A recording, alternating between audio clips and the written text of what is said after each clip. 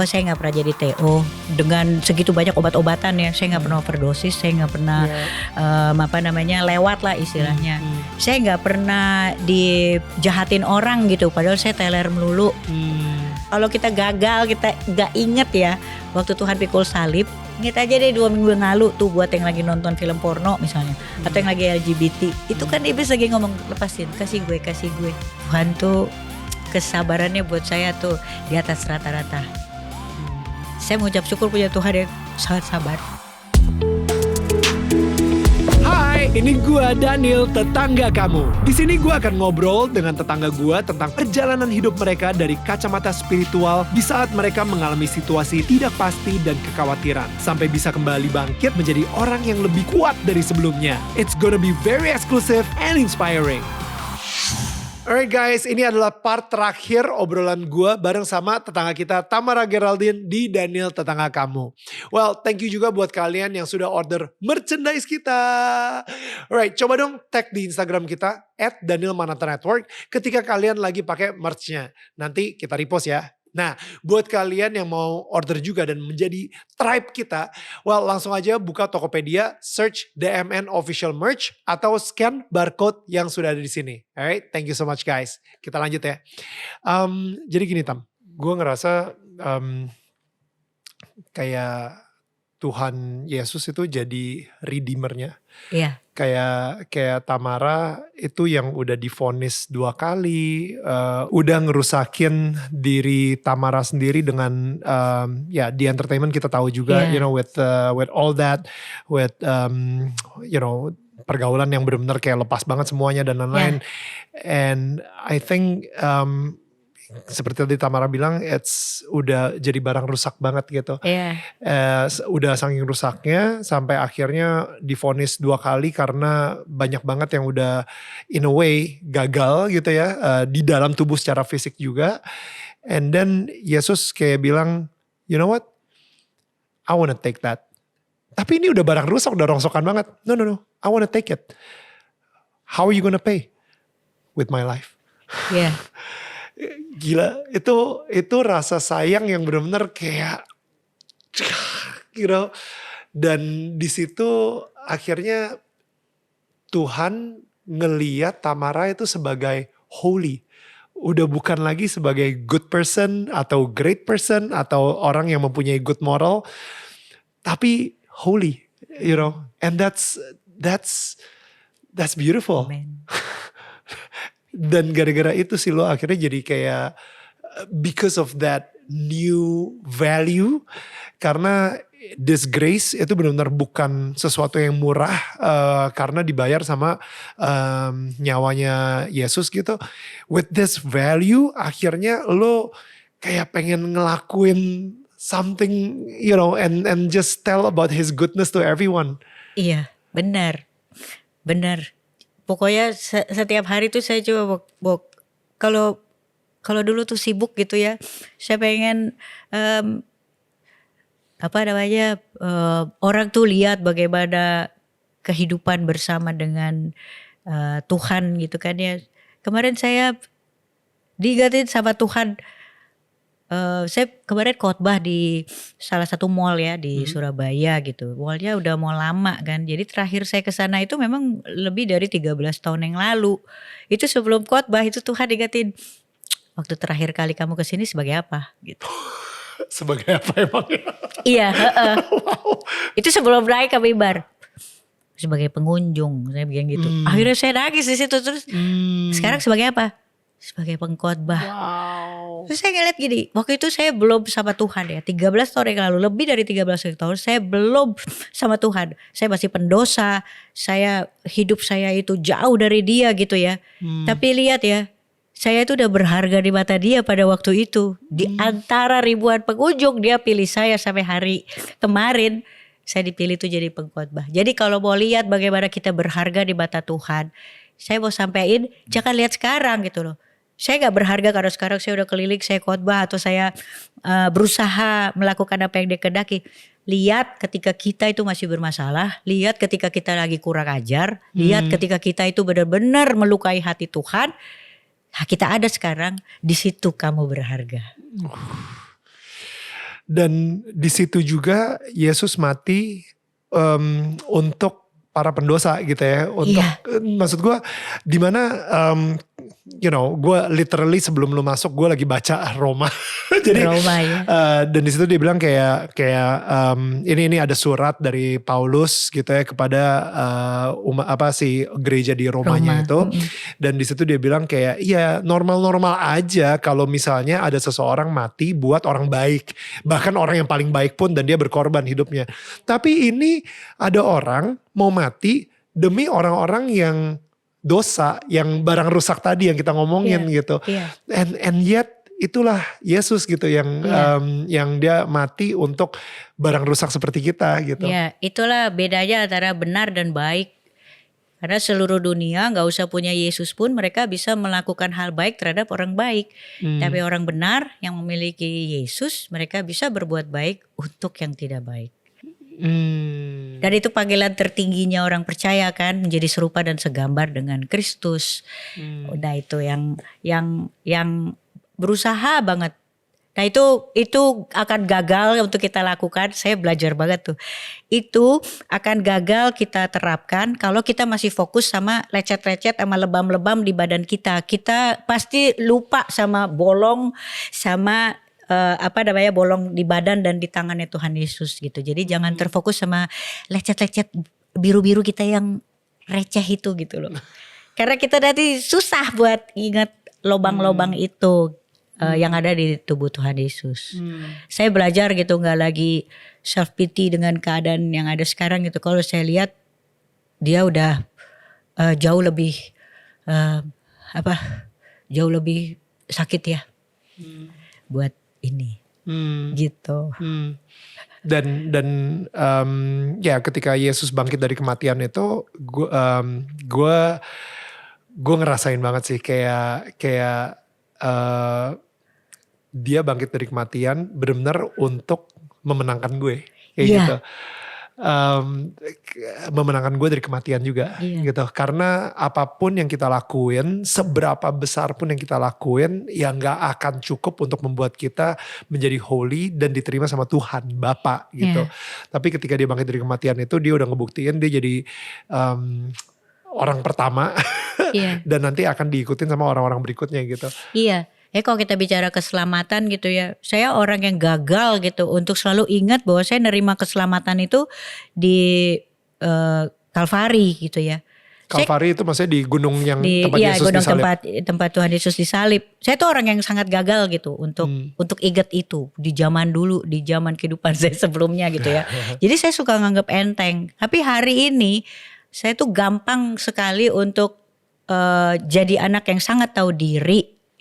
Waktu saya mulai ingat-ingat keselamatan sehari-hari yang saya terima dari Tuhan Yesus juga gitu. Ya misalnya nih, saya cukup kembalikan ingatan saya ke lantai disco misalnya gitu. Kok saya gak pernah jadi TO? Kok saya gak pernah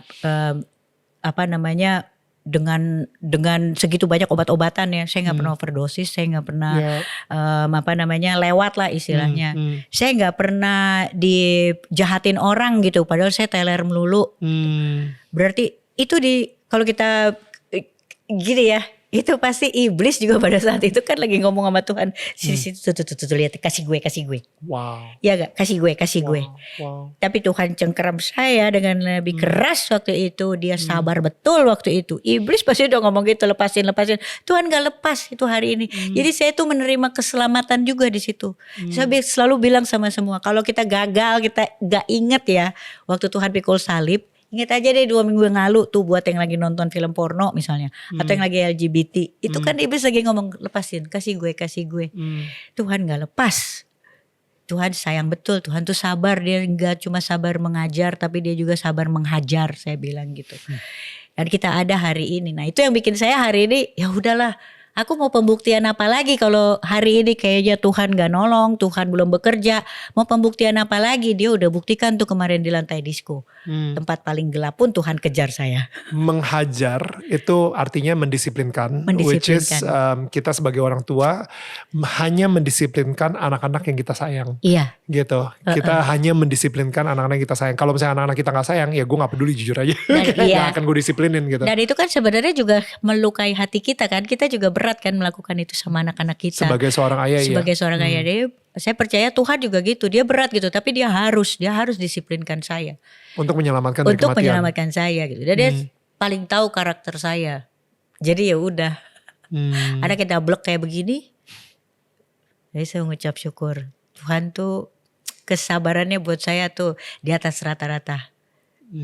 Saya mengucap syukur punya Tuhan yang sangat sabar.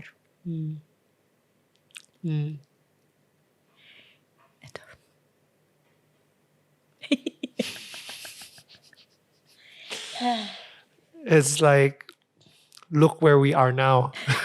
Iya. If it's not because of his patience. Iya benar. Jadi waktu pas itu ada lagi satu. Saya bilang waktu pas mulai baikan sama Tuhan ya. Saya kan ya kayak gitu. Saya bilang Tuhan oke kita baikan ya. Waktu akhirnya saya tiap hari tuh nulis 2 kalimat doksologi itu ya, puisi cinta buat Tuhan. Saya gak sadar tiba-tiba badan saya gak kuning lagi. And then I could walk.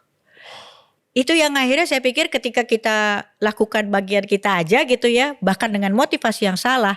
Itu Tuhan udah hitung bahwa saya lagi memuji dan menyembah dia tiap hari. Saya dapat pemulihan itu saya yakin dari situ juga gitu. Dengan kemarahan aja Tuhan hitung itu pujian dan penyembahan saya. Wow. Bayangin. Jadi waktu saya mulai mikir, wah kok saya mulai gak kuning ya gitu. Terus saya bisa jalan 4 langkah ke kamar mandi gitu. Akhirnya saya bisa tegak. Nah di situ saya mulai gini. Saya oke Tuhan. Tuhan kan gak suka dengan pekerjaan lama saya. So give me a new job gitu kan. Saya bilang gitu. Give me a job. Beri saya pekerjaan dong gitu. Nah, Tuhan mulai waktu itu secara natural saya pergi ke rumah sakit kan, saya harus ngecek, ambil obat gitu. Nah, saya mulai tiba-tiba saya berdoa buat orang-orang di rumah sakit, tiba-tiba aja ada yang minta saya berdoa dari bangsal ini, saya doain mereka. Tiba-tiba yang di balik tirai ngedeger terus udah gitu nanya, tadi siapa yang berdoa ya? Boleh doain ibu saya gitu. Saya mulai jadi pendoa gitu di situ. Jadi saya mikir, wah Tuhan kasih pekerjaan baru. Akhirnya badan saya tiba-tiba, loh kok lebih kuat ya? Oke saya ke gereja deh. Saya bilang gitu. Saya ke gereja terus saya mulai tuh natural aja. Oke saya gak mau duduk di belakang. Kalau saya lagi konser teman-teman saya gak mau tuh dapet tiket yang kelas itu yang di pinggir-pinggir gitu-gitu. Maunya VIP. Saya gak mau tuh dulu ada kepala orang di depan saya. Berarti gereja saya juga gitu ya Tuhan. Saya mulai duduk di depan, persis di depan pengkhotbahnya. Jadi saya selalu di situ. Habis itu saya bilang, saya ikut 2 kali kebaktian. Lama-lama, kok badan saya kuat-kuat aja. Saya ikut maraton. Karena saya pikir gini, dulu saya movie maraton. Sekarang, oke Tuhan, for you, saya 5 kali ibadah. Karena kan di mall. Saya di situ terus. Saya tunjukin aja sama Tuhan gitu ya. Sosok ngambil hati Tuhan. Itu pun Tuhan catat. Itu Tuhan hitung. Padahal saya waktu itu coba gini, Tuhan kan gak tega ya kalau aku duduk di sini 5 kali. Kan sakit. 5 kali ibadah, pasti dia gak tega sama gua gitu. Tapi lihat Tuhan tetap hitung. Dan Tuhan bilang waktu itu, menurutmu udah paling depan itu, Tuhan suruh saya maju lebih depan lagi, hari ini saya di mimbar. Gitu. Jadi Tuhan, saya bilang wow, saya bilang Tuhan beri aku pekerjaan. Hari ini yang Tuhan kasih buat saya perkenanan. Ya, bukan pekerjaan tapi perkenanan. That's so good.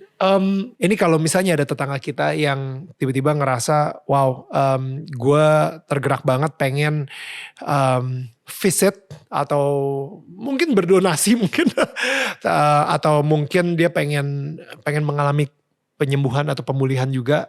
Dia gimana cari informasi lebih jauh lagi soal Kota Kembang Api atau si yayasan rumahnya rumah restorasi ya. Restorasi ya. Iya, rumah restorasi kita namanya Kana House memang ya. Terus kalau misalnya mau lihat alamatnya atau mau lihat profilnya kita tuh ada di websitenya kok di Kota Kembang Api. Kita bisa dijangkau di situ. Terus more than welcome karena apa namanya? Aku selalu bilang gini dulu ya waktu diproses sama Tuhan. Sekali lagi saya mau bilang kesembuhan, pemulihan datangnya diam-diam, urusanmu bertahan. My name is T.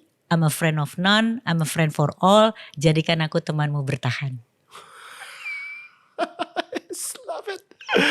Oh, that's beautiful. Gosh, we have to stop. Yeah. We have to stop. Iya.